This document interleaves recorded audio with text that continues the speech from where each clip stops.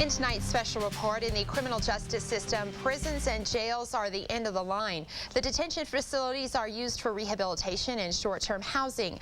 But what happens when men and women incarcerated keep coming back? Fox 21's Sade Malloy goes behind bars to see how the El Paso County Criminal Justice Center solved their unsafe and overpopulated jail.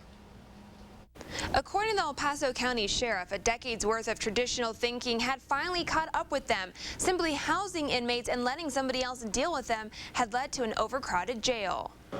Our jail population was skyrocketing. We were at very limited bed space. In fact, there were nights where we had really no beds available. At times almost out of control. But in addition to that, it was really creating a community-wide public safety issue.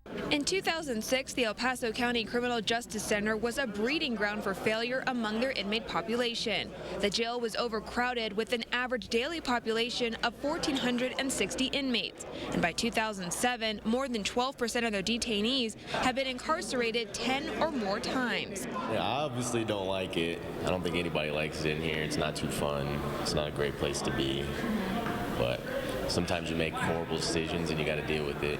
Brandon CROWE has just turned 21 and celebrated his birthday behind bars. And like many of the men and women on the inside, this is not the first time he's been incarcerated.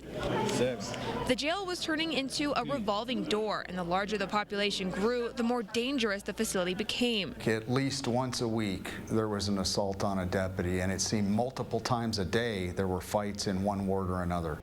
Jails are constitutionally obligated to provide a safe and secure environment for inmates, but in an overcrowded building that includes minimum to maximum security inmates, gang members, and co-defendants, managing a safe environment was beginning to break down. And a big part of overcrowding is the inmate return rate. Back in 2005 and 2006, there was a 70% chance inmates would return to custody, and sparked jail officials to look at the problem in a new way. But after 2 ballot issues failed to expand the jail, the budget was tight. So the CJC created the Reintegration and Recovery Program. Through education, life skills therapy, and work-study classes,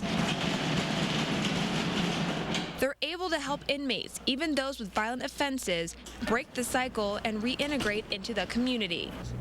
The program worked for D, who's been in and out of jail for assault, forgery, and driving without a license. I need to do things different because, apparently what I'm doing ain't working, so I need something. I need to do something different. We have a captive audience, frankly, and we might as well make their time here productive, and that's exactly what we're doing.